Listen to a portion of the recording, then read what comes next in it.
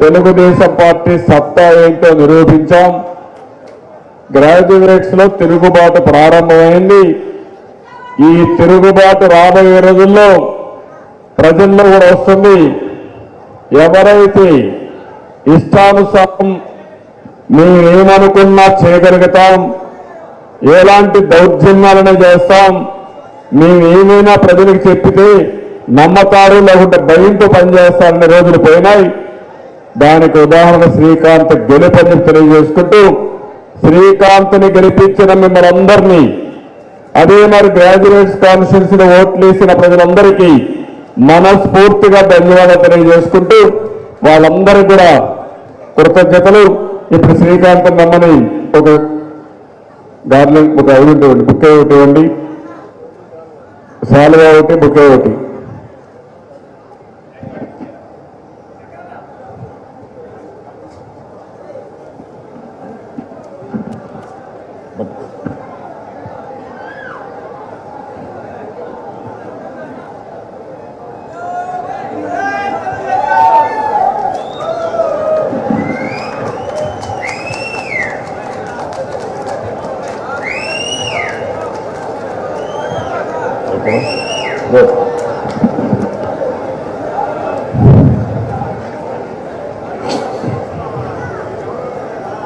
ఈరోజు good Friday కూడా Jesus యొక్క మహాత్యాగానికి గుర్తు యొక్క గుడ్ ఫ్రైడే. మానవాళి పట్ల ప్రేమ, అదే మరిగా ప్లీజ్ తమ్ముడు కాసేపు ఉండాలి. నిస్సహాయుల పట్ల కరుణ, శత్రువుల పట్ల క్షమ, అదే మరిగా ఆకాశం అంతటి సహనం, అవధుల్లేని త్యాగం, ఇవన్నీ కూడా జీసస్ జీవితంలో భాగం. ఇవన్నీ కూడా మానవాళిలో పెంచాలని మనం ఒకసారి ప్రార్థిస్తూ, అందుకే ఈ గుడ్ ఫ్రైడే శుభాకాంక్షలు మీకు అందరికీ తెలియజేస్తున్నాం. ఈరోజు మనం మీటింగ్ పెట్టుకోవడం మన అదృష్టం. ఒక మంచి రోజున జోనల్ 5 మీటింగ్ పెట్టుకోవడం చాలా అదృష్టం చెప్పి తెలియజేసుకుంటే మరొకసారి గుడ్ ఫ్రైడే శుభాకాంక్షలు. ఇప్పుడే శ్రీకాంత్ విషయం మనం మాట్లాడుకున్నాం. అదే మరి అనురాధ ఒక ఎమ్మెల్సీ ఎన్నికల్లో కూడా గెలవడం జరిగింది. అంత మునుపు ఆకాశంలో తిరిగే జగన్మోహన్ రెడ్డి కళ్ళు ఇప్పుడిప్పుడే కిందను చూస్తున్నాడు, భూమి మీద నడుస్తున్నాడు. ఇంకా నడిపిస్తాం, అప్పుడే అయిపోవాలి. ఇది ప్రారంభం మాత్రమే జగన్మోహన్ రెడ్డికి. నేను ఎందుకు ఈ మాట చెప్తున్నానంటే, ఒక వ్యక్తి ఇష్టానుసారంగా ప్రవర్తించడం సమాజానికి మంచిది కాదు.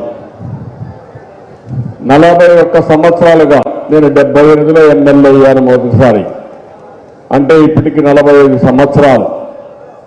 ఎంతో మంది ముఖ్యమంత్రులు చూశాను.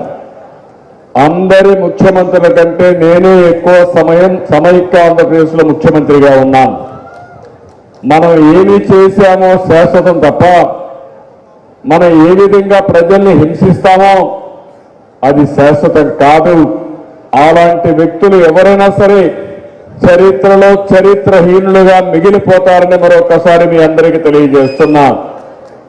ఈరోజు నేను సెల్ఫీ ఛాలెంజ్ కూడా తీసుకున్నాను. మీరు ఒక విషయం గుర్తుపెట్టుకోవాలి. ఈయన జగన్మోహన్ రెడ్డి జగనే మా నమ్మకం అంట, జగనన్నీ మా భవిష్యత్ అంట. నేనన్నా కాదు, జగనే రాష్ట్ర దరిద్రం. నేను చాలా స్పష్టంగా చెప్తున్నా, జగన్ ఒక క్యాన్సర్, జగన్ ఒక క్యాన్సర్ గడ్డ. మళ్ళీ చెప్తున్నా, జగన్ ఒక క్యాన్సర్ గడ్డ. ఏ క్యాన్సర్ గడ్డ డయాగ్నోస్ చేశామో, చిన్నదైనా పెద్దదైనా ఇమ్మీడియట్ గా ఆపరేషన్ చేసి మన శరీరం తీసేయకపోతే ఏమవుతుంది తమిళలో? ఇంకా పోవడమే, రోజులు లెక్కలు పెట్టుకోవడమే. రాష్ట్రానికి కూడా 4 సంవత్సరాల 5 సంవత్సరాల శని, ముందు ఎన్నికలు వస్తే ముందుగానే శని విరగడైపోతుంది. లేకపోతే 5 సంవత్సరాల శని మన నక్షత్రాలు నవగ్రహాల చుట్టూరు తిరిగి ఉపశయనానికి ప్రార్థనలు చేయడం తప్ప ఏమీ లేదని చెప్పి కూడా నేను మీకు తెలియజేస్తున్నా. అందుకే వైఎస్ఆర్ కాంగ్రెస్ పార్టీ నాయకులు కోరుతున్నా, మీరు కూడా ఈ రాష్ట్రంలో భాగస్వాములే. మీ జీవితాలు కూడా మీరు ఆలోచించండి. మీ జీవితాలు బాగుపడ్డాయా? మీ జీవితాల్లో ముందు కంటే అధ్వానమైన మీరు కూడా ఆలోచించుకోవాల్సిన అవసరం ఉంది. అందుకే ఎవరైనా సరే జగన్ మా నమ్మకం, నువ్వే జగన్ అని కానీ, జగనన్నే మా భవిష్యత్తుని కానీ, నేను మీ బిడ్డనని పేద అరుపులు మానండి.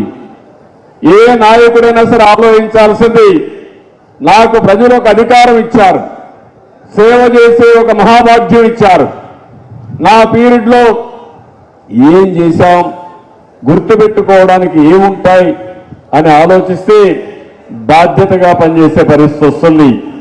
అందుకే మీరు ప్రతి ఒక్క ఇంటికి తీసుకుపోవాలి. జగనే రాష్ట్రానికి దరిద్రం. మీ బిడ్డ కాదు, రాష్ట్రానికి క్యాన్సర్ గడ్డ ఈ జగన్. ఇదే జరిగితే రాష్ట్రం నాశనం అయిపోవడమే కాదు, రేపు రాబోయే రోజుల్లో ఎవరైనా సరే ఇప్పుడన్నా వేరే రాష్ట్రాలకు పనిచేసుకునే పరిస్థితిలో ఉన్నారు. కానీ ఈయన గంజాయి కల్చర్తో లేకపోతే గన్ కల్చర్తో మద్యానికి బానిసలైన జీవితాన్ని గడిపే వాళ్ళందరూ కడాన పాసి పనులు చేసుకోవడానికి కూడా పని రాకుండా, కూలి పనులు కూడా చేసుకోవడానికి పని రాకుండా పోతారు. కాబట్టి ఆ విషయం మనం చెప్పాలి. ఈ రోజే వాళ్ళు ప్రారంభించారు. నేను కూడా ఈ రోజే ఇక్కడే నెల్లూరులో టిడ్కో హౌసెస్ అన్ని కూడా ఇప్పుడే చూశాను.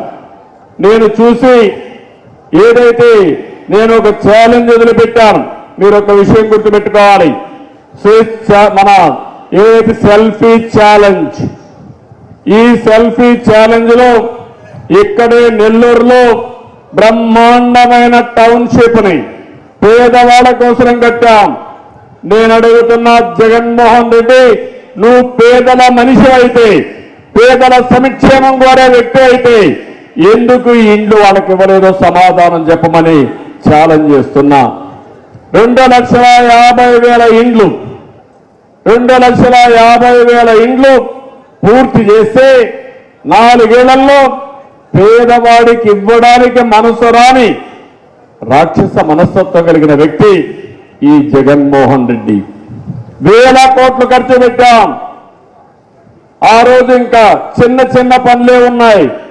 మనమే అధికారంలో ఉంటే 2-3 నెలల్లో ఈ ఇండ్లు పూర్తి కావడే కాకుండా 7,50,000 ఇండ్లు పేదవాళ్ళకి టిట్కో కింద, ఎవరైతే మిడిల్ క్లాస్ ఫ్యామిలీస్ కానీ అప్పర్ మిడిల్ క్లాస్ లో ఉండే వాళ్లకు ఎలాంటి ఇండ్లు ఇస్తామో అలాంటి ఇండ్లు ఇచ్చేవాళ్ళం.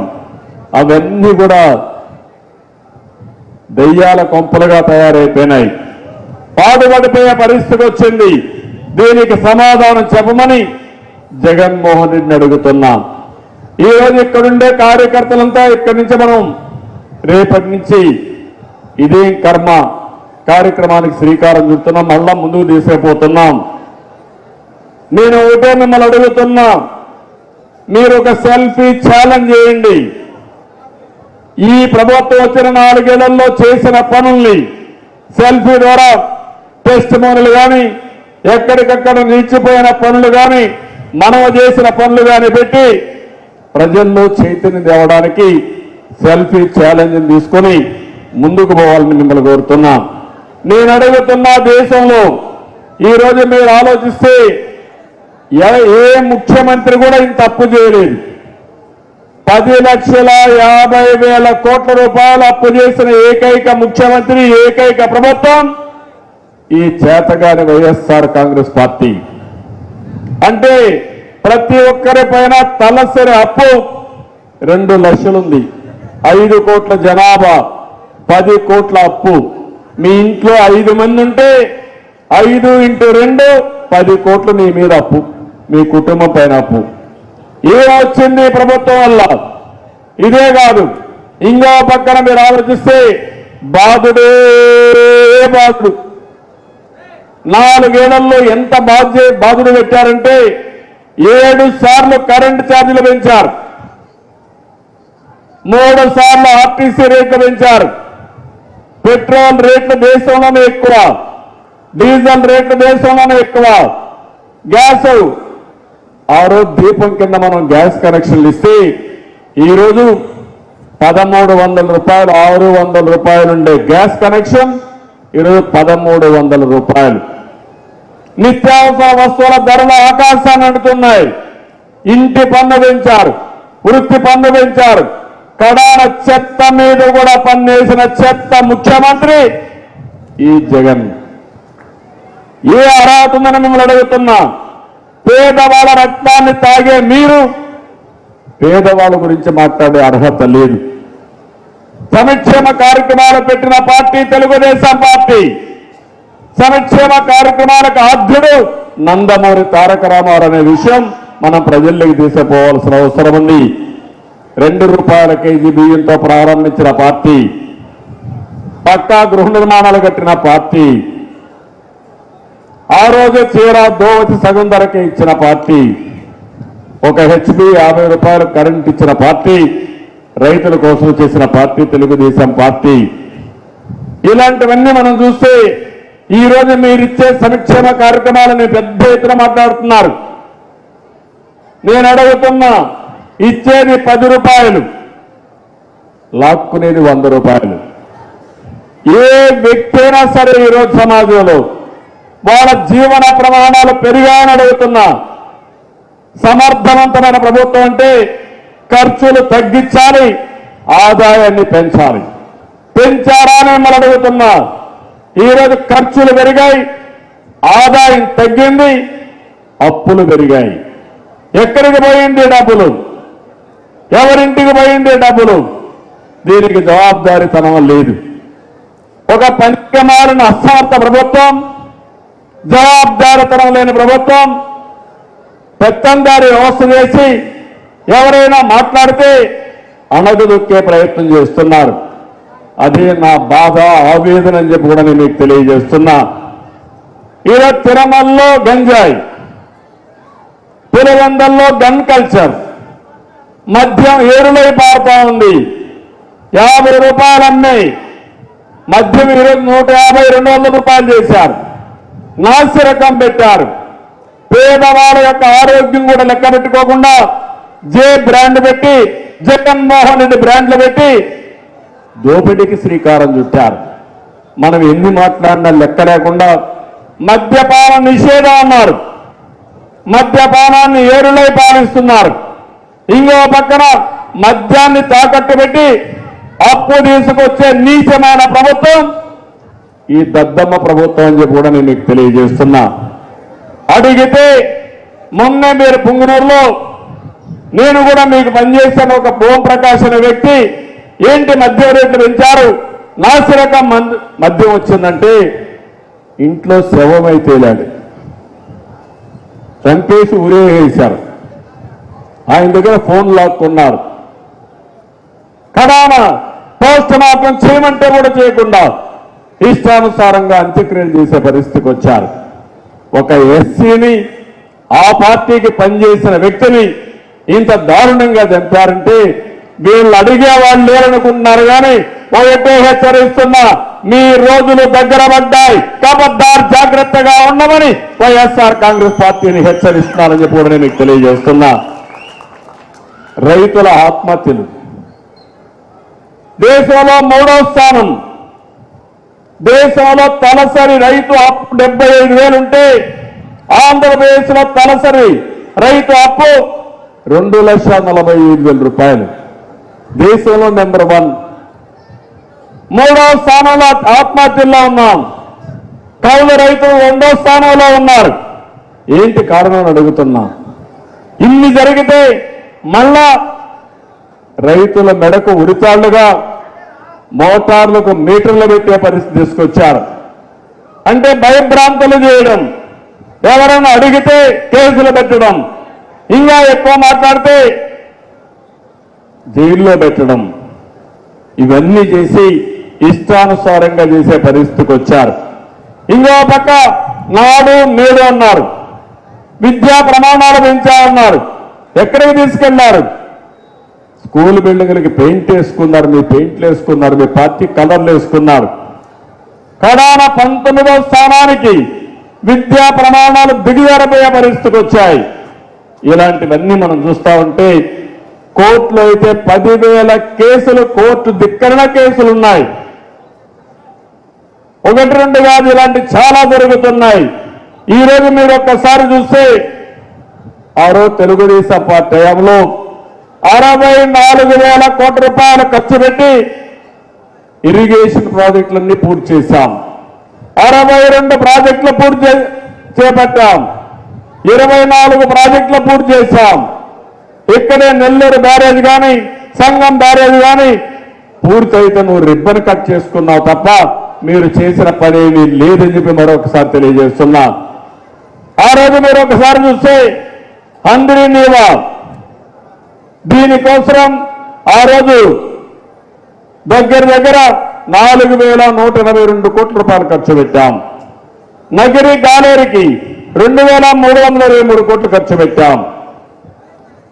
5 సంవత్సరాల్లో 8,291 కోట్ల రూపాయలు రాయలసీమ ఇరిగేషన్ ప్రాజెక్టులు ఖర్చు పెడితే మీరు ఖర్చు పెట్టింది 2,000 కోట్లు. అప్పర భద్రాలో లిఫ్ట్ ఇరిగేషన్లు పెట్టి కృష్ణా జలాలు రానియకుండా చేయాలని ప్రయత్నం చేస్తా ఉంటే మాట మాట్లాడిన వ్యక్తి ఈ జగన్మోహన్ రెడ్డి. మీరు చరిత్ర ఒక్కసారి గుర్తుపెట్టుకోవాలి. తెలుగు గంగ తీసుకొచ్చిన మహానాయకుడు యుగ పురుషుడు నందమూరి తారక రామారావు గారు. కండలేరు ప్రాజెక్టు పెట్టిన వ్యక్తి నందమూరి తారక రామారావు గారు. ఈరోజు తెలుగు గంగ వచ్చింది కాబట్టి కృష్ణా పెన్నా నదుల అనుసంధానం చేసిన వ్యక్తి ఎన్టీఆర్. అందువల్లనే కృష్ణా పెన్నా డెల్టాలో నీళ్లు వచ్చే పరిస్థితి వచ్చింది. ఒకప్పుడైతే నీళ్లు లేకపోతే చంద్రమోహన్ రెడ్డి అయితే ఎప్పుడు వెనకబడి నీళ్లు ఇప్పించి పంటలు కాపాడిన పార్టీ తెలుగుదేశం పార్టీ. నేను ఒకటే ఆలోచించాను, ఆంధ్రప్రదేశ్ రాష్ట్రానికి కృష్ణా గోదావరి 2 నదులు మనకు గొప్ప వరం. కృష్ణా నదిలో జలాలు లేవు, పైనందరూ కూడా ప్రాజెక్టులు కట్టారు. కానీ గోదావరిలో మాత్రం నీళ్లు ఎక్కువగా ఉన్నాయి. దగ్గర 2,500 టీఎంసీ సముద్రంలోకి పోతున్నాయి. ఆ నీళ్లు కానీ కరెక్ట్ గా ఉపయోగించుకుంటే రాష్ట్రం మొత్తం సస్యశ్యామలం అవుతుంది. అందుకే మీరు ఒక్కసారి ఇంటింటికి చెప్పాల్సిన అవసరం ఉంది. ఆ రోజు 2014లో తెలుగుదేశం పార్టీని గెలిపించారు. నేను ముఖ్యమంత్రి కూడా కాలేదు. ప్రధానమంత్రి నరేంద్ర మోడీ గారు ప్రమాణ స్వీకారం చేస్తే ఢిల్లీకి వెళ్లారు. ఆ రోజు నాకుండి నాలెడ్జ్ వల్ల నేను అడిగిన విషయం, 7 మండలాలు తెలంగాణలో ఉన్నాయి. ఆ 7 మండలాలు ఇస్తేనే పోలవరం పూర్తవుతుంది. పోలవరం పూర్తయితేనే నేను ముఖ్యమంత్రిగా ఉంటాను తప్ప లేకపోతే నాకు ముఖ్యమంత్రి పదవి వద్దని గట్టిగా చెప్పి ఆ 7 మండలాలు అసెంబ్లీ సమావేశాలు పెట్టకమునిపే, పార్లమెంట్ సమావేశాలు పెట్టకమునిపే ఆర్డినెన్స్ ద్వారా ఆంధ్రప్రదేశ్కి ఇప్పించింది తెలుగుదేశం ప్రభుత్వ పార్టీ అని చెప్పి కూడా నేను మీకు తెలియజేస్తున్నా. దానివల్ల ప్రాజెక్టు సులభంగా ముందుకెళ్ళింది. ప్రతి సోమవారాన్ని పోలవరం చేశాం. 72% పూర్తి చేశాం. పోలవరాన్ని పూర్తి చేసి కృష్ణా నదికి అనుసంధానం చేసి కృష్ణా నది నుంచి పెన్నాకు తీసుకురావాలని నాగార్జున సాగర్ కూడా నీళ్లిచ్చి నాగార్జున సాగర్ నుంచి నల్లమలై ఫారెస్ట్ లో ఒక టనల్ తీసుకొని బనకచర్ల రిజర్వాయర్కి నీళ్లు తేవాలనుకున్నాం. బనక చెర్లకు పోయి ఉంటే అక్కడి నుంచి తెలుగు గంగ ద్వారా నగిరి గాలేరు కానీ హందిని నీవా కానీ అన్ని ప్రాంతాలకు నీళ్లు వచ్చేటివి, అన్ని చెరువులకు నీళ్లు వచ్చేటివి. ఈ ముఖ్యమంత్రి వచ్చాడు, రివర్స్ టెండరింగ్ అన్నాడు. గోదావరి నదిలో పోలవరాన్ని కలిపేసే పరిస్థితికి వచ్చాడు. ఇది కేంద్ర ప్రాజెక్టు, ఇది డబ్బులు కేంద్రం ఇస్తుంది, పునరావాసం వాళ్ళు చేస్తారు. మనం పూర్తి చేసుకోనంటే రాష్ట్రంలో ప్రతి ఒక్క ఎకరాకు నీళ్లు ఇచ్చి రాష్ట్రంలో కరువు లేని రాష్ట్రంగా చేసే అవకాశం దక్షిణ భారతదేశంలో ఒక్క ఆంధ్ర రాష్ట్రానికి ఉంది. అలాంటి సువర్ణ అవకాశాన్ని చెడగొట్టిన వ్యక్తి ఈ జగన్మోహన్ రెడ్డి. అందుకే అన్న క్యాన్సర్ గడ్డ అని, ఊరికే అన్నా నేను. ఇలాంటి వ్యక్తి, విలువలు తెలియని వ్యక్తి ప్రజా వేదిక ద్వారా విధ్వంసాన్ని ప్రారంభించాడు. ప్రతి ఒక్కరిని భయభ్రాంతులు చేయడానికి ప్రయత్నం చేశాడు. మీడియా పైన ఆంక్షలు పెట్టాడు, మీడియా పైన దాడులు చేశాడు, రాజకీయ పార్టీల పైన దాడులు చేశాడు, ప్రజా సంఘాల పైన దాడులు చేశాడు, మాట్లాడే వ్యక్తుల పైన కేసులు పెట్టాడు.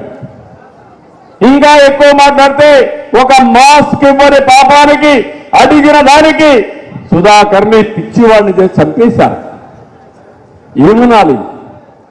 అబ్దుల్ సలాం ఎవరైతే నంద్యాలలో ఉండే మైనారిటీ సోదరుడు వీళ్ళ వేధింపులు తట్టుకోలేక బలవంతపు మరణానికి పాల్పడి ఆయన భార్య ఇద్దరు పిల్లలతో కూడా చనిపోయాడంటే ఏమనాలి ఈ రాక్షసత్వానికి? ఇది క్యాన్సర్ గడ్డ కాకపోతే ఏంటని అడుగుతున్నా నేను. అందుకనే ఇలాంటివి ఒకటి రెండు కాదు, కొన్ని వందలు జరిగే పరిస్థితికి వచ్చింది. అందుకే ఈరోజు నేను ఒకటే మీ అందరినీ కోరుతున్నా. ఈరోజు ఒక పక్క రాష్ట్రం మొత్తం బాధుడి కింద పన్నులన్నీ పెంచేయడం. నేనేదో బటన్ నొక్కానంటున్నాడు. నేను ఈరోజు చెప్తున్నా, తెలుగుదేశం పార్టీయే సంక్షేమ కార్యక్రమాలు ఇచ్చాం. ఎన్ని కార్యక్రమాలు ఇచ్చాం? ఇండ్లు కట్టాం, గ్రామాల్లో 25,000 సిమెంట్ రోడ్లు వేసాం, రోడ్లు బాగా చేశాం. ఇంకో పక్క ఆరోగ్యం కోసం 25-30 ఇనిషియేటివ్స్ తీసుకుని ఏ పేదవాడు కూడా ఇబ్బంది లేకుండా ముఖ్యమంత్రి సహాయ నిధి నుంచి అనేక విధాలుగా సహాయం చేసే పరిస్థితికి వచ్చాం. సంక్షేమ కార్యక్రమాలు దేశంలో ఎక్కడా లేనన్ని సంక్షేమ కార్యక్రమాలు తీసుకొచ్చాం. చంద్రన్న భరోసా, ఎవరన్నా చనిపోతే 30,000 రూపాయలు మట్టి ఖర్చులకు ఇచ్చి 5 లక్షల రూపాయలు ఇన్సూరెన్స్ ద్వారా కుటుంబానికి ఇచ్చిన పార్టీ తెలుగుదేశం పార్టీ. 200 రూపాయల పింఛన్ని 10 రెట్లు పెంచి 2,000 రూపాయలు చేసిన పార్టీ తెలుగుదేశం పార్టీ. అదే తెలుగుదేశం పార్టీ ఉండుంటే 3,000 రూపాయలు మొదటి రోజు నుంచి పేదవాళ్ళకి పింఛన్ ఇచ్చేవాళ్ళం. అది పోయింది. ఇంకో పక్క పెళ్లి కానుక, అదే మారుగా పండుగల కోసం సంక్రాంతి కానుక, విదేశ విద్య, ఒకటి రెండు కాదు అనేక సంక్షేమ కార్యక్రమాల్ని ఎవరైనా పుట్టినప్పటి నుంచి గర్భిణీ స్త్రీ గర్భం దాల్చినప్పటి నుంచి చనిపోయే వరకు సంక్షేమ కార్యక్రమాలు ఇచ్చిన పార్టీ తెలుగుదేశం పార్టీ. అన్నా క్యాంటీన్, పేదవాడికి కడుపు నిండా తిండి పెట్టాలని అన్నా క్యాంటీన్ పెడితే ఏం చేశారని అడుగుతున్నా. ఈరోజు ఒక దోపిడీ, ఒక అవినీతి విచ్చలవిడిగా జరుగుతా ఉంది. మధ్యంలో పెద్ద ఎత్తున దోపిడీ, 1,000 కోట్ల రూపాయల అవినీతి, పేదల ఆరోగ్యాన్ని నాశనం చేయడానికి నాసిరకం తీసుకొచ్చే పరిస్థితికి వచ్చారు. కొంతమంది ధర పెరిగిందని ఇంత డబ్బులు పెట్టుకోలేమని ఇప్పుడు మీరు చూస్తూ ఉంటే గంజాయికి అలవాటు అయిపోతున్నారు. నా బాధ, ఆవేదన, ఈరోజు ప్రపంచ ఆరోగ్య దినోత్సవం. ఆరోగ్యంగా ఉండడానికి ఆలోచించే రోజున ఈరోజు గంజాయి రాష్ట్రంలో మొత్తం అతలాకుతలం చేస్తా ఉంది. పంజాబ్ రాష్ట్రాన్ని పట్టి పీడించిన సమస్య గంజాయి. అక్కడ డ్రగ్స్ అన్ని కూడా చేశారు. ప్రజలంతా కూడా ఆలోచించారు. చైతన్యవంతులై పంజాబ్ లో రాజకీయ పార్టీలపై కూడా తిరుగుబాటు చేసే పరిస్థితికి వచ్చారు. ఈరోజు మన రాష్ట్రంలో గంజాయి విపరీతంగా పెరిగిపోయి కడాన వైఎస్ఆర్ కాంగ్రెస్ నాయకులు గంజాయి పంటేసుకునే పరిస్థితికి వచ్చారు. ఎక్కడ దొంగ మద్యం ఉందంటే, ఎక్కడైనా సరే నాసిరకం మద్యం ఉందంటే, ఎక్కడైనా గంజాయి ఉందంటే దానికి చిరునామా వైఎస్ఆర్ కాంగ్రెస్ నాయకులు, దానికి సపోర్టు తాడేపల్లి ప్యాలెస్ అని చెప్పి కూడా నేను మీకు తెలియజేస్తున్నా. ఇసుక ఎక్కడ దొరుకుతా ఉందా? ఎన్ని మాట్లాడారు మీరు? ఏం చేశారని మిమ్మల్ని అడుగుతున్నా. మొత్తం ఇసుక విపరీతంగా పెంచేశారు, మొనోపలిలు పెట్టారు, కుంభకోణాలు జరుగుతున్నాయి. ఇసుక బంగారు కంటే ఖరీదైపోయే పరిస్థితి వచ్చింది. మొన్నే చూశారు, ఒక ఎన్ఆర్ఐ వెస్ట్ గోదావరి జిల్లాలో నెలకు 25 కోట్లు ఇవ్వాలి, 4-5 నెలలు ఇచ్చాడు. వీళ్ళకి అడ్వాన్స్ కట్టాడు, డబ్బులు రాలేదు, కట్టలేకపోయాడు. ఏం చేయాలన్న దిక్కు తెలియకుండా ఆత్మహత్య చేసుకునే పరిస్థితికి వచ్చాడు. జగన్మోహన్ రెడ్డికి కప్పం కట్టలేక డబ్బులు చెల్లించలేక ఆత్మహత్య చేసుకున్నారంటే ఏమనాలి వీళ్ళని? వీళ్ళొక మనుషులేనా అని మిమ్మల్ని అడుగుతున్నా. ఇప్పుడు కొత్తగా మీ ఆస్తి నువ్వేనా ఆయన మాట్లాడకపోతే 22A కింద పెడతాడు, అక్కడి నుంచి నెగోషియేషన్ చేస్తాడు, ఆ ఆస్తిని వాళ్ళు కొట్టేస్తారు. మనం ఒప్పుకోవాలి, ఒప్పుకోకపోతే ఇంక లిటిగేషన్లో పడిపోతుంది. ఇలాంటి ఓట్లుండి కాదు, ఒక్క విశాఖపట్నంలో 40,000 కోట్ల రూపాయల ఆస్తులు కబ్జా చేశారు. ఇప్పుడు ఈ జిల్లాలో ఉన్న జోన్ 5 ఉంది, గెలాక్సీ గ్రనైట్ ఎవరి చేతుల్లో ఉందని అడుగుతున్నా. నిన్నే చంద్రమోహన్ రెడ్డి పెట్టాడు సిలికా. ఏదైతే ఇక్కడంతా కూడా సిలికా శాండ్ అయితే గూడూరు ప్రాంతంలో పెద్ద ఎత్తున కాంట్రాక్టులు ఉన్నారు. ఈరోజు మీరు చూడండి ఎంత పెద్ద దోపిడీ ఇది. 70 మంది సిలికా లీజర్లు ఉన్నారు. 300 కోట్ల రూపాయలు ఫైన్ వేశారు. బెదిరించి కట్టకపోతే కడాన వాళ్ళ దగ్గర నుంచి టన్ను 100 రూపాయలు మీకు ఇస్తామని 1,485 రూపాయల టన్ను ఉండేదాన్ని వీళ్ళు 700కే అమ్మినట్టు చూపి జీఎస్టీ కూడా ఎగ్గొట్టే పరిస్థితికి వచ్చారు. ఈ ఒక్క సిలికానే 3,000 కోట్ల రూపాయల అవినీతి ఎవరి జోబుల్లో అడుగుతున్నా. జగన్మోహన్ రెడ్డి సమాధానం చెప్పే పరిస్థితిలో ఉన్నాడా అని ఈ మీటింగ్లో డిమాండ్ చేస్తున్నా. గెలాక్సీ గ్రనైట్ ని కాపాడితే, సమైక్య ఆంధ్రప్రదేశ్లో కాపాడితే ఇష్టానుసారంగా దోపిడీ చేసే పరిస్థితి వచ్చారు. స్వర్ణముఖి నుంచి ఇసుక ఎక్కడికి పోతా ఉంది? ఎవరు దోచుకుంటున్నారు? చెన్నైకి పోతా ఉందా లేదా? బెంగళూరుకు పోతా ఉందా లేదా? ఏ విధంగా పోతుందో సమాధానం చెప్పే ధైర్యం మీకుందని అడుగుతున్నా. అభివృద్ధి కార్యక్రమాలు చేసిన తెలుగుదేశం ప్రభుత్వం. ఇక్కడే పోర్ట్ ఉంది, నేను ఆ రోజు ఆలోచించాను. కృష్ణపట్నం పోర్ట్ ఉంది, చెన్నై పోర్ట్ ఉంది, పక్కనే రామాయణపట్నం పోర్టు తీసుకొస్తే 3 పోర్టులు ఉంటాయి. ఈ 3 పోర్టులు పెట్టి 3 విమానాశ్రయాలు, ఒక పక్కన కావలి దగ్గర నెల్లూరు పక్కన ఒక విమానాశ్రయం, తిరుపతిలో ఒక విమానాశ్రయం, చెన్నైలో ఇంకొక విమానాశ్రయం వస్తే 3 పోర్టులు, 3 ఎయిర్పోర్ట్లు, ఈ 3 బేస్ చేసుకుని బ్రహ్మాండమైన అభివృద్ధి చేయాలని కృష్ణపట్నం ఒక నోటు కింద తీసుకున్నాం. గవర్నమెంట్ ఆఫ్ ఇండియా కూడా ఆమోదించారు. ఎయిర్పోర్ట్ ఇంకొక పారిశ్రామిక కేంద్రంగా తీసుకున్నాం. తిరుపతిని హార్డ్వేర్ హబ్గా తయారు చేయాలనుకున్నాం. ఇక్కడ ఏదైతే నెల్లూరులో బ్రహ్మాండంగా ఇక్కడే పోర్టు ఆధారంగా ఇచ్చేయాలనుకున్నాం. పక్కనే శ్రీ సిటీ వస్తుంది. ఈ ప్రాంతాన్నంతా కూడా ఒక పారిశ్రామిక కేంద్రంగా తయారు చేసి మన పిల్లలు ఇక్కడే ఉద్యోగాలు చేయాలనుకుంటే అన్ని పోయే పరిస్థితికి వచ్చాయి. ఈరోజు మీరు చూస్తే ఒక్క నెల్లూరులో జిల్లాలో మొత్తం మొదటి పంట 2 నెలలుగా ఇంకా మొదలు పెట్టలా. మొలకొలకలు బియ్యం అంటే ఇది చూస్తే వచ్చేసే లేదు, కొనే సమస్య లేదు, కొన్న డబ్బులు ఇచ్చే కూడా సమస్య లేదు. చాలా దారుణంగా పోయినసారి నేను చూశాను.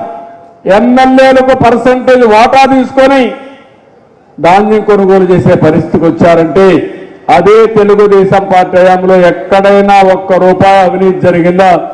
ఈ విషయం ప్రజల్లోకి మీరు తీసుకుపోవాల్సిన అవసరం ఉంది. ఇక్కడికి వచ్చినప్పుడు నేను మిమ్మల్ని అందరినీ ఒకటే కోరుతున్నా, కాన్స్టిట్యున్సీ ఇన్ఛార్జీలు ఉన్నారు, క్లస్టర్ ఇన్ఛార్జీలు ఉన్నారు, మండల పార్టీ అధ్యక్షులు కానీ యూనిట్ ఇన్ఛార్జీలు ఉన్నారు. రాజకీయాల్లో ఉండే మనం ప్రజా సమస్యలను కూడా హైలైట్ చేయాలి. మీరు ఇక్కడి నుంచి పోయినాక ఏ నియోజకవర్గంలో జరిగిన అవినీతి అక్కడ గట్టిగా ఫైట్ చేయాల్సిన అవసరం ఉంది. ఈరోజు ఇక్కడ సర్వే పల్లుంది. ఈడొక దౌర్భాగ్యమైన మంత్రి ఒక ఆయన ఉన్నాడు. ల్యాండ్ మాఫియా, గ్రావెల్ మాఫియా, ఇసుక దోపిడీ, అక్రమ టోల్ గేట్లు, కొండలు గుట్టలు అన్ని కరిగిపోతున్నాయి. ఒక లిక్కర్ మాఫియా 14 కంటే ముందు అప్పట్లోనే గోవా నుంచి చీప్ లిక్కర్ తీసుకొచ్చి అమ్మిన పెద్ద మాఫియా లీడర్ ఇతను. అదే మరి ఇంకో పక్కన మీరు చూస్తే కోర్టులో ఫైల్స్ ఉంటే ఆ ఫైల్స్ కూడా మాయమైపోయినాయి. కడాన కోర్టులో ఫైల్స్ మాయం చేసిన దొంగ కూడా కథలు మాట్లాడుతున్నాడు. ఏం చెప్పాలి? భయం ఉందా అని అడుగుతున్నా. భయం లేదు, సిగ్గు కూడా లేదు. అన్నిటికీ వదిలిపెట్టారు. కరుడు గట్టిన నేరస్తులుగా తయారయ్యారు, ఆర్థిక ఉగ్రవాదులుగా తయారైపోయారు. ఇంకో పక్కన మీరు చూస్తే పొదలకూరులో సుమారు 300 ఎకరాల పైన భూములు కొనే పరిస్థితికి వచ్చారు. ఒక్క వెంకటాచలం మండలంలో 400 కోట్ల రూపాయలు విలువ చేసే భూ కుంభకోణం. చిల్లకూరు మండలంలో 240 ఎకరాలకు సంబంధించి రికార్డులు తారుమూరు అయితే బలిపశు అయింది ఎంఆర్ఓ.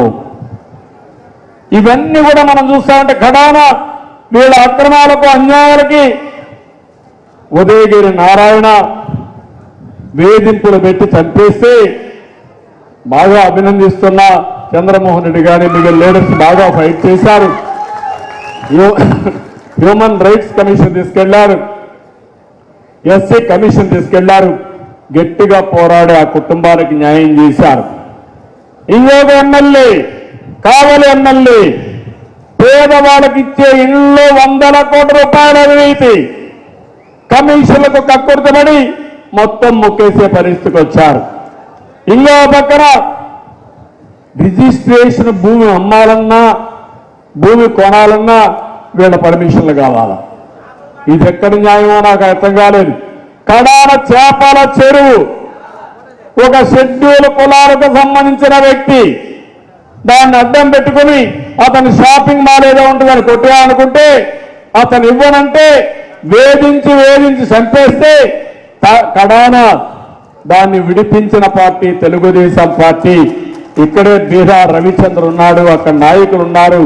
లోకేష్ పోయినప్పుడు డబ్బులు కట్టి దాన్ని వదిలిపెట్టావంటే కడాన ఎస్సీలు కూడా వదిలిపెట్టే పరిస్థితులు లేరని చెప్పి కూడా నేను మీకు తెలియజేస్తున్నా. మొన్న కూడా నేను వచ్చినప్పుడు జిల్లాకు వచ్చినప్పుడు ఇంకొక ఎస్సీ కుర్రాడైతే ఆత్మహత్య చేసుకుంటే అతన్ని కూడా కాపాడి మెడ్రాస్ అపోలో పంపించి కాపాడుకున్నామని చెప్పి కూడా నేను మీకు తెలియజేస్తున్నా. ఇంకో పక్కన ఈరోజు పలమనేరు అక్కడ గ్రేట్ ఎమ్మెల్యే ఉన్నాడు. మొత్తం గ్రనైట్లన్నీ ఆయనకే కావాలి, డబ్బులన్నీ ఆయన వసూలు చేసుకోవాలి. ఆయన పని చూస్తా అంటే కడాన అందరి దగ్గర ఇచ్చేస్తే జనార్దన్ నాయుడు ఒక ఆయన కోలారు నుంచి కర్ణాటక నుంచి బీజేపీ నాయకుడు ఆస్తి కొట్టేశాడు. కడాన బలవంతంగా రాసుకుంటే ఆయన రాసిచ్చిన తర్వాత చాలా బాధపడి తిరిగితే డబ్బులు ఇవ్వకపోతే కోర్టుకు వేస్తే కడాన కోర్టుకు పోయి అటెండ్ అయిన పెద్ద మనిషి. అంటే ఎమ్మెల్యేలకు భయం లేదు. ముఖ్యమంత్రి ఒక పెద్ద తిమింగళం అయితే వీళ్ళు చిన్న తిమింగళాలు ఎక్కడికక్కడ చేసేస్తున్నారు. ఇంకో పక్క సత్యవేడు ఎమ్మెల్యే ఆయన మొత్తం అక్కడ ఉండే ఇసుకంతా పక్క చెన్నైకి వెళ్ళిపోవాలా. ఇంకొక ఆయన కాళహస్తిలో ఉన్నాడు, ఆయన పెద్ద ఎలుగుబంటు. 2000 కోట్ల రూపాయల ఆస్తి అంటారు. నాకే అర్థం కాల, ఇదేంట్రాని. రాజకీయాల్లో ఉండే వాళ్ళు బరి దిగించడం ఏంటి? మీరు అక్కడ చూస్తే మొత్తం స్వర్ణముఖి నదిలో ఇసుక కానీ, ఇంకో పక్క మున్సిపల్ డంపింగ్ యార్డ్ మొత్తం భూమి ఆక్రమణ చేసుకోవడం కానీ, రేణుగుంట మండలం అనాసంపల్లి ప్రభుత్వ భూమిని కబ్జా చేయడం కానీ, 1-2గా తమ్ముళ్ళు ఎక్కడ ఏది కనపడినా ఆయన కప్పం కట్టాల్సిందే. వీళ్ళు ఎమ్మెల్యేలు, మీరంతా వాళ్ళ మీద మాట్లాడితే కేసు పెడతారు కాబట్టి మీరు భయపడాలి. లేకపోతే 41 నోటీస్ కూడా ఇవ్వకుండా నేరుగా పోలీస్ స్టేషన్ చేసేపోయి పోలీస్ స్టేషన్ తిప్పితే మనం కూడా తిరగదాం, ఏం కాదు. ఆయన పోలీసులు చొక్క 4 పోలీసులు 10 మంది వస్తే 10,000 మందిని మొబలైజ్ చేసే శక్తి, ధర్మం కోసం పోరాడే శక్తి తెలుగుదేశం పార్టీకి ఉంది. గట్టిగా పోరాడవలసిన బాధ్యత మీ అందరిపైన ఉంది. ఇంకొక ఆయన ఒంగోలు ఆయన ఉన్నాడు, పెద్ద బెట్టింగు, మామూలు వ్యక్తి కాదు. ఆయన పేరే అవాలాలో పట్టుబడిన వ్యక్తి. ఆయన కూడా నీతి నిజాయితీ మాట్లాడతాడు. ఆయన కథ చూస్తే మొత్తం గెలాక్సీ గ్రెనేట్ అంతా కొట్టేయడం, భూములన్నీ కొట్టడం, ఎక్కడికక్కడ ఇష్టానుసారంగా చేసి సుబ్బారావు అనే వ్యక్తి దగ్గర, బ్రాహ్మణ్ దగ్గర 6 ఎకరాలు ఆక్రమించుకొని దిక్కున్న దగ్గర చెప్పుకో, నేను లెక్క పెట్టుకోవాలనే పరిస్థితి. కడాన సుబ్బారావు గుప్తా ఒక వైశ్య కమ్యూనిటీ, నువ్వు చేసేది అన్యాయం అని ఒక మాట చెప్పాడు. ఆయన హోటల్లో దాంకోనింటే పొయ్యి గోడ కుర్చీ వేపించి కొట్టి ఇష్టానుసారంగా చేసి, మరుసటి రోజునైన ఎమ్మెల్యే బర్త్డే అయితే ఆ బర్త్డే కేక్ కట్ చేసి ఎవరైతే దెబ్బలు కొట్టారో ఆయన నోట్లో కూడా పెట్టి, లేకపోతే ఆయన ఎత్తుకొచ్చి ఈయనకి ఎమ్మెల్యేకి తినిపించే పరిస్థితికి వచ్చారంటే మీ దౌర్జన్యాలకు పరాకాష్ట. ఈరోజు ఆయన మాట్లాడితే జైలు పంపిస్తున్నారు.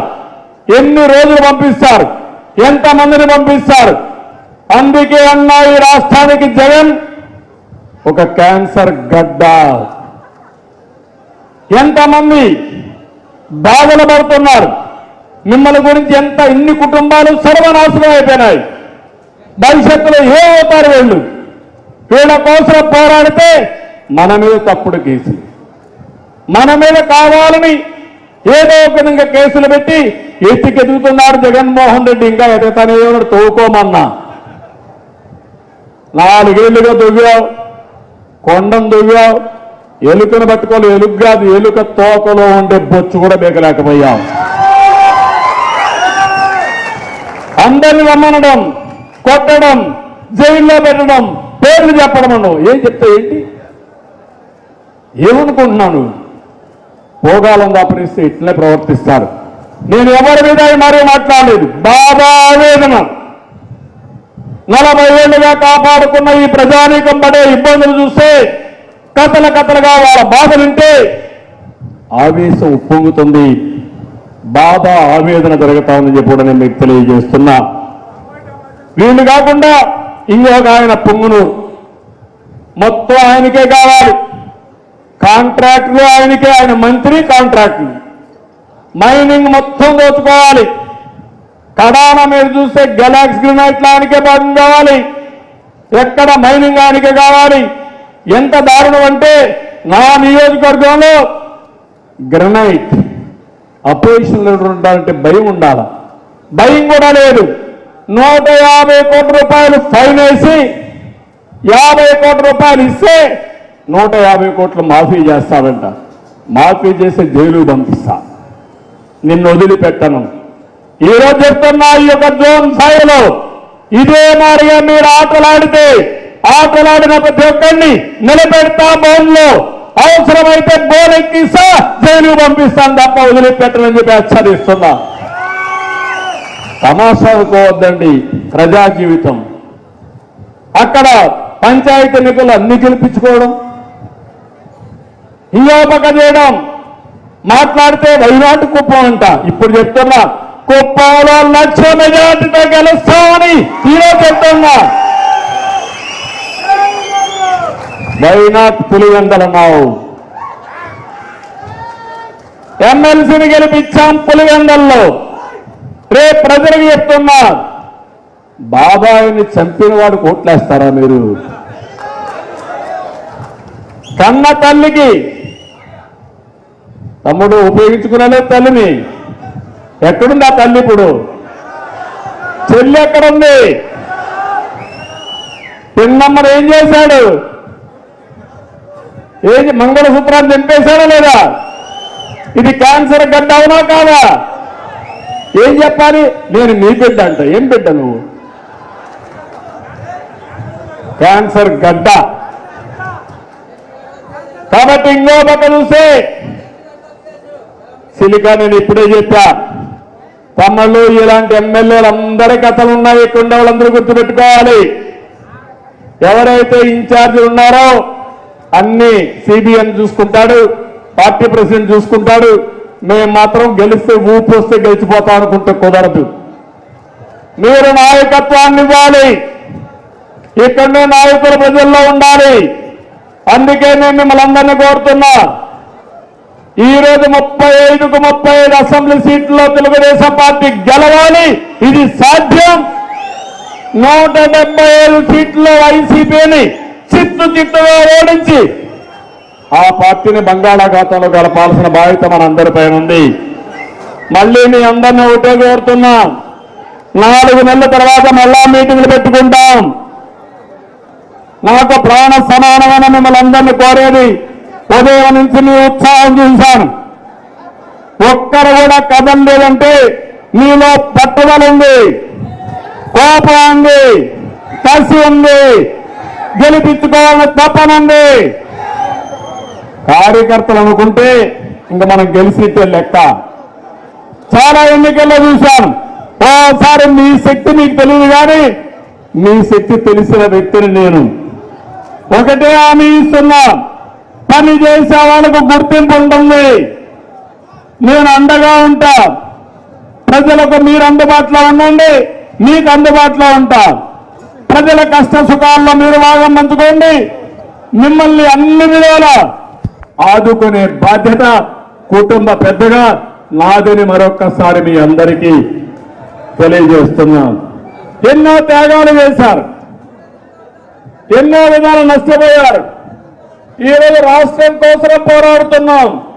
వందల వేల కేసులు పెట్టారు, జైల్లో పెట్టారు, మానసికంగా వేధించారు, శారీరకంగా హింస పెట్టారు. కానీ ప్రజల కోసం ఒక్కరు కూడా తగ్గకుండా పోరాడుతున్నారంటే నా జీవితంలో మీ యొక్క త్యాగాలను మరిచిపోలేనని మరొకసారి మీ అందరికీ తెలియజేస్తున్నా.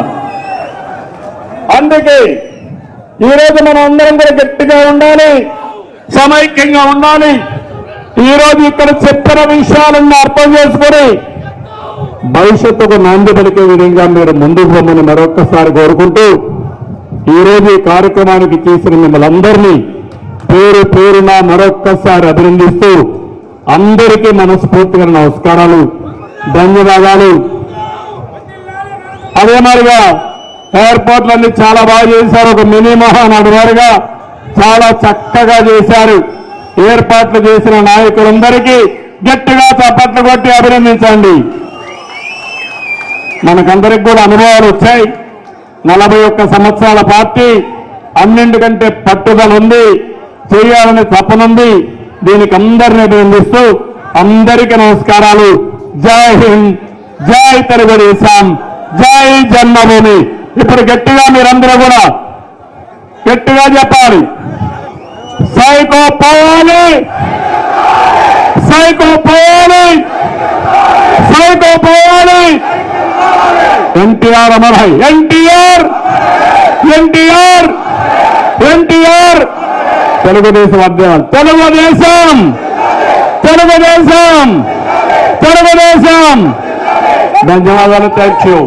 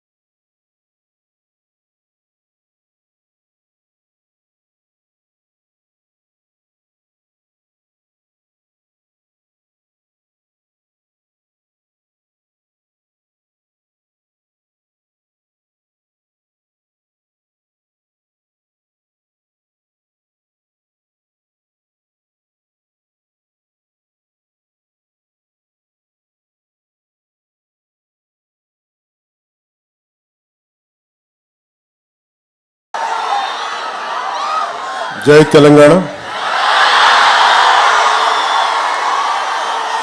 నాకు పునర్జన్మనిచ్చిన తెలంగాణ నేల తల్లికి కోటి దండాలు తెలియజేసుకుంటూ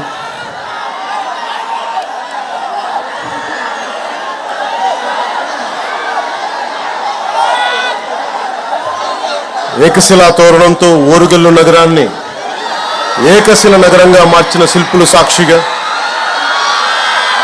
1000 స్తంభాలతో వేల సంవత్సరాలైన చెక్కు చెదరకుండా నిలబడే గుడులు నిర్మించిన ఉజ్జుల సాక్షిగా, గొలుసుకట్టు చెరువులతో నీటిని ఒడిసిపట్టే బీడు భూముల్లో సిరులు పండించిన కాకతీయ ఇంజనీరింగ్ సాక్షిగా, భాగవతాన్ని భారతీయానికి అందించిన బొమ్మెరపోతన సాక్షిగా, నా తెలంగాణ కోటి రత్నాల వీణను గొంతెత్తి పాడిన దాసరిది సాక్షిగా, పుట్టుక నీది చావు నీది మధ్యలో బతుకంతా దేశానిది అని దేశభక్తిని రగిలించిన కాళోజీ సాక్షిగా, నన్ను ఈ కార్యక్రమానికి పిలిచిన ఎన్ఐటి విద్యా సంస్థకు, ఈ ఓరుగల్ల గడ్డకు ధన్యవాదాలు. ఈ రోజున ఎన్ఐటి వరంగల్ వారు నిర్వహిస్తున్న స్ప్రింగ్ స్ప్రీ కల్చరల్ కార్యక్రమానికి నన్ను స్వాగతోపన్యాసం కోరటం నిజంగా నేను చాలా అదృష్టంగా భావిస్తున్నాను.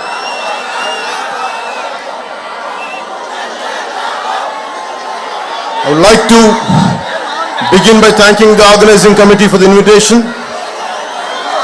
I would like to thank Professor N.V. Ramnarao Garu, Director NIT Warangal, Professor Ravi Kumar Puli, Dean Student Welfare, Professor Hiralal, Faculty Advisor, Sri Narendra Nayak, Event Manager, and Student Council Vaibhav Reddy and Student Coordinators.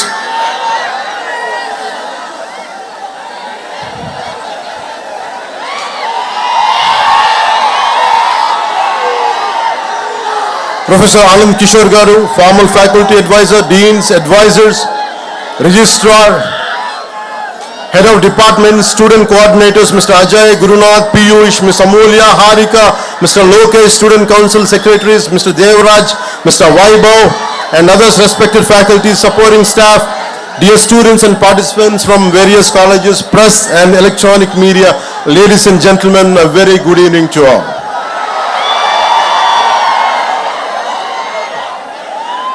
నన్ను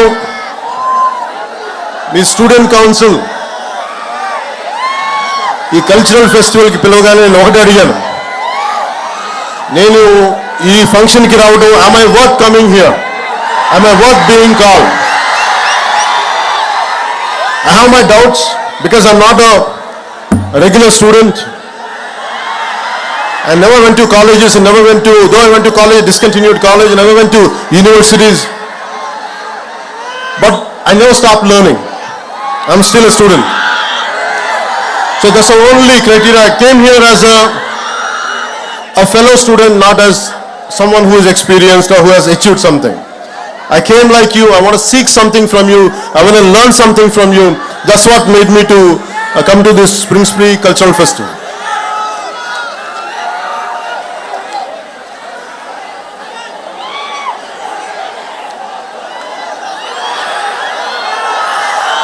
వరంగల్ గురించి చెప్పుకోవాలంటే ముందుగా రాణి రుద్రమదేవి ఏలిన నేల, Hazari Mangamma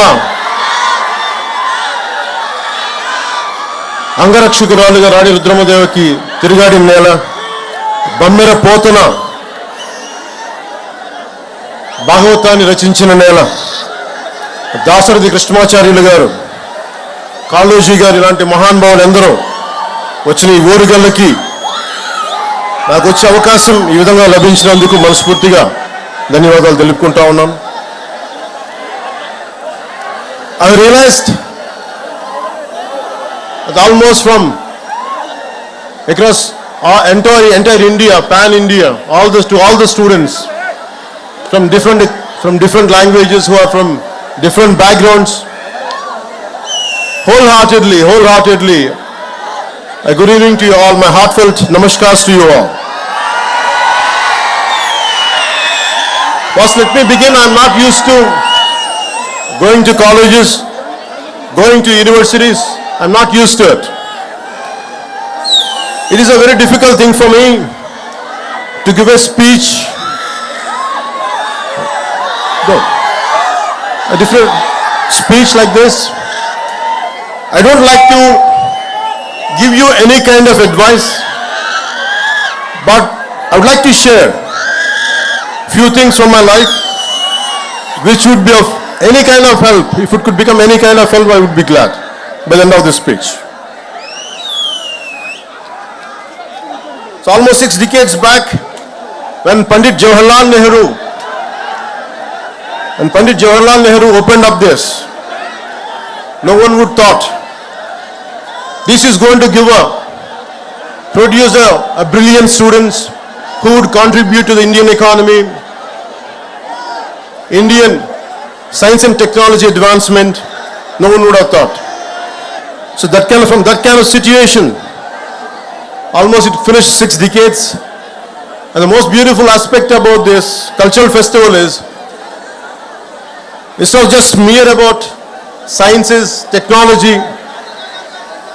Making this as a cultural festival to bring out the students and to celebrate a 3-day to 7-day event like this would be really a great transformation.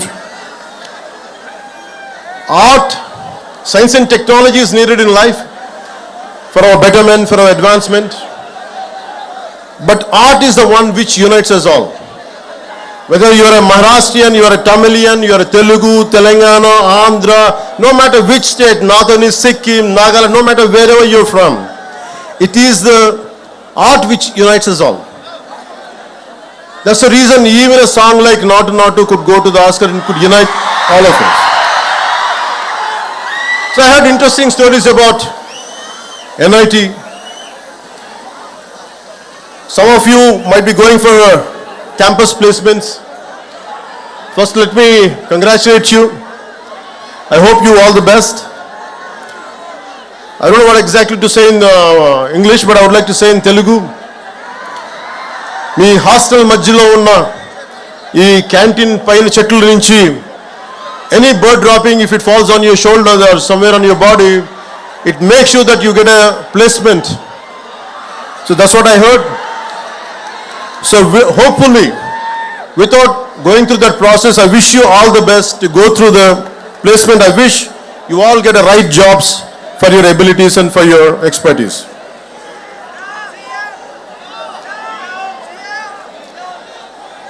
I would like to see, culture is the one which really unites us all.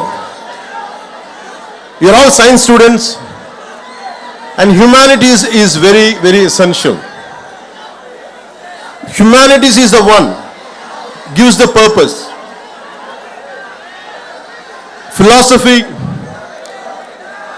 art forms, social sciences, this all would give you the purpose of any invention. The ultimate learning for anything is for a betterment of other human beings, betterment for all the individuals, for entire humanity.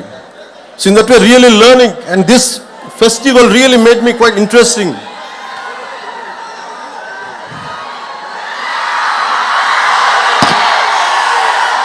As it is a cultural festival, I'm interested in right from my childhood. Long back I read a book called, when I was a kid, 1000 Great Lives. It's about the 15th century Renaissance man, Leonardo da Vinci, who was an inventor, a military engineer, sculptor, painter, whatnot. It's all about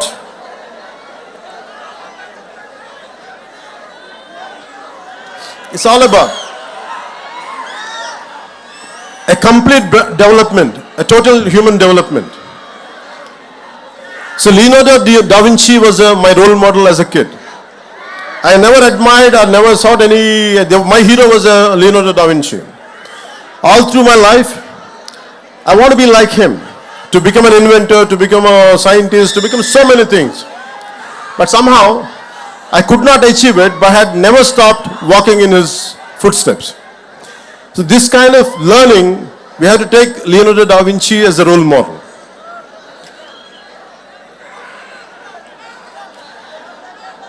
never stop learning. I never stopped learning till to date.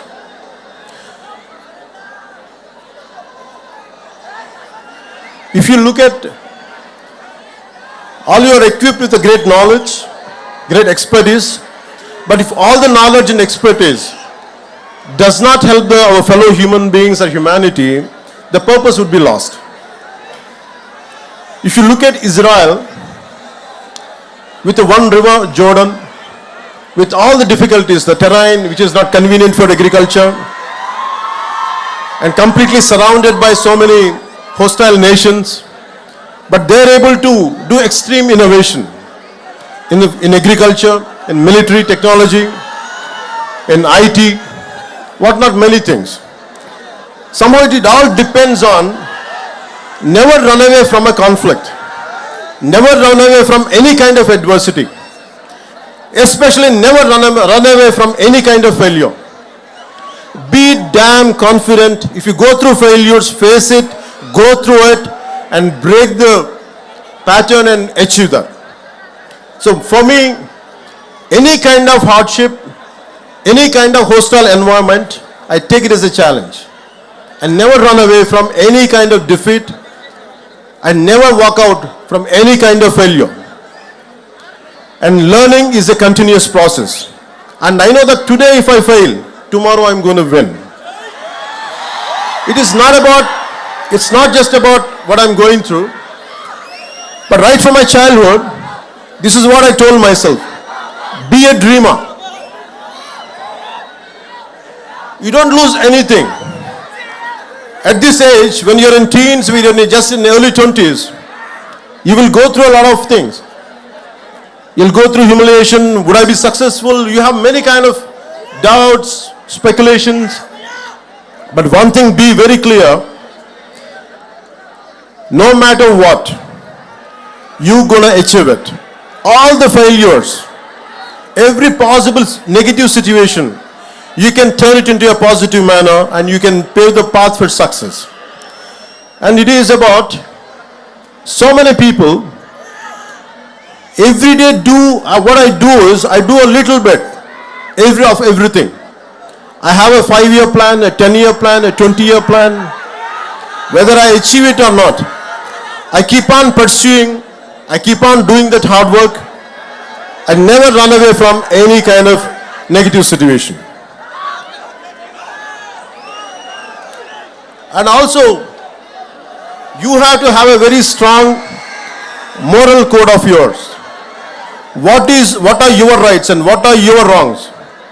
What is your code of conduct? Legally you might be right, but morally one could be wrong. So it is about you try to have your own moral compass. It is not, for example, when I was doing my intermediate, I had a chance to pass the exam by taking some slips, and my friends were copying. I was looking at it. I would have passed, but I thought, would I feel good by the end of the day? Suddenly I remembered Mohandas Karamchand Gandhiji's life lesson when he tried to copy in a school and he said no to it. So I took the example of Gandhiji and never copied. I failed. I didn't succeed, but I failed. I took that failure in a dignity rather than cutting in a shortcut way and achieving exam results, good results. I prefer to be a failure with honesty. So that's what I believe. Because you have to have a very strong moral compass. So what are your moral guidelines? What you would be planning to achieve, in which way? Don't have any kind of shortcuts in life. Shortcuts might be giving you an edge for a time being. Eventually you would get caught up with your wrongs. So I advise you, I request you, don't cut short. Don't try to take shortcuts in life. Face the hardships, face the difficulties, and you would be a better person. Society has so many intellectuals, so many capable people. And you know about the first father of nuclear bomb, Oppenheimer. technology and innovation should have a human face. We should have empathy. And Oppenheimer, after blasting the first nuclear bomb, he said, "We have unleashed death. I have become the death merchant." And that kind of technology will never make us happy. It is about a simple invention, a simple app which would better lives. For example,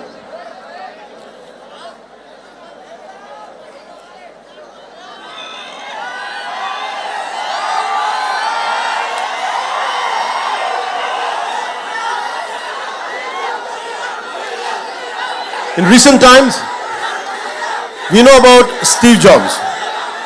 He's the greatest modern day innovator. His Apple is one of the most valuable companies on the planet with a line of products from Apple laptops to iPods and iPhones. Apple products are tech savvy, classy and comes with great features. If you had iPhone 13 last year, this year you had to buy the next phone, and next year and so on. But the key question to ask is, how many Indians can afford the latest iPhone? How many people in the world can afford iPhone? Not even 5% of the world can afford Apple products. But thousands of techies in global giant like Apple spend 90% of its R&D and time for that niche 2 to 3% of world population. But what I would prefer is, I'll never say Steve Jobs kind of entrepreneurs are not needed, but they're needed. But I would like to share one more story of how many of you would be knowing this story. It's Dr. Dilip Mahalanobis during the 1971 Liberation War. Over 10 million people from nearby areas of present-day Bangladesh entered into India as refugees. A massive cholera epidemic started in the refugee camps. There were hardly any medicines or trained staff or doctors. Dr. Dilip Mahalanobis deployed the ORS therapy, which is known as oral rehydration solution, even before it was given approval by the authorities. Even though the doctor took the flak, this timely intervention saved millions of people, and thanks to his ORS therapy. It saved 5 crores lives globally. Today, all the 190 plus countries use ORS. The Lancet journal called the ORS therapy as the greatest discovery of 20th century. But he never patented. That's what I'm trying to say. His brilliance, his intelligence, his intellectual prowess. He never in spite of having everything, but he never patented his therapy and did not exploit it for a commercial purpose. At the age of 87 years, the great human being passed away last year and was awarded the Padma Vibhushan by the government of India. Even today, 24/7, 365 days, his innovation saves